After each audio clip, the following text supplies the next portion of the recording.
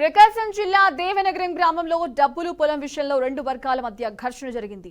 గ్రామానికి చెందిన నరసింహులు అనే వ్యక్తి తన కొడుకుతో కలిసి కోటేశ్వరరెడ్డిపై దాడి చేసి గాయపరిచారు. క్షతగాత్రుని గిద్దలూరు ప్రైవేట్ హాస్పిటల్ కి తరలించి చికిత్స అందిస్తున్నారు. బాధితుడి ఫిర్యాదు మేరకు నరసింహులతో పాటు అతని కొడుకుపై పోలీసులు కేసు నమోదు చేశారు.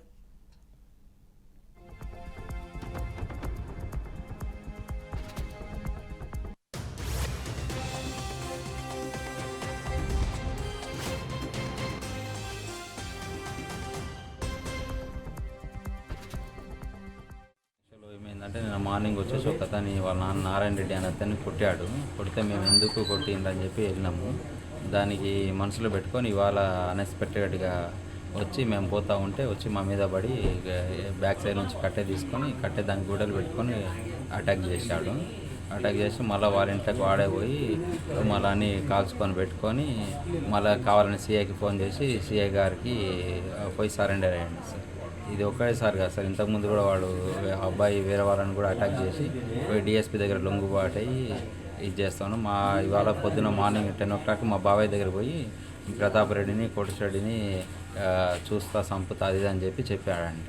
చెప్పి ఏం చేస్తారో మీరు చూద్దాము, నాకు పోతే 3 నెలల జైలు చేసి వస్తాను నేను, నాకు ఇవన్నీ మామూలు కామనే అని చెప్పి అన్నట్టుగా చెప్పారు. ఆల్రెడీ ఒక 10 మంది వచ్చి కూడా చెప్పారు ఇది ఇలా చేస్తున్నారు సార్ అని. ఇవాళ సిఐ గారు వస్తారని చెప్పారు. వాళ్ళకి ఏదో పని ఉండి ఇవాళ రాలేదు. అతను అబ్బాయి వాళ్ళ నాన్న పేరు మీద రౌడీ షీట్ ఉంది, అబ్బాయి పేరు కూడా రౌడీ షీట్ ఉంది.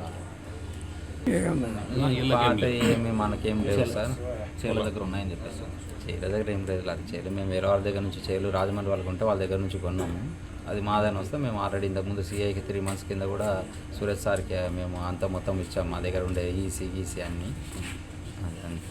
ఇప్పుడు ఎందుకు వచ్చింది కలవ మరి? ఇప్పుడు అదే సార్, నిన్న వచ్చేసి వాళ్ళ నాన్నను నారాయణ రెడ్డి అనే ఆయన కొట్టాడు.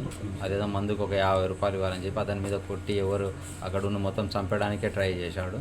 ఇక తర్వాత వాళ్ళ అబ్బాయి వచ్చి దుబ్బితే అట్లా పక్కకు వచ్చి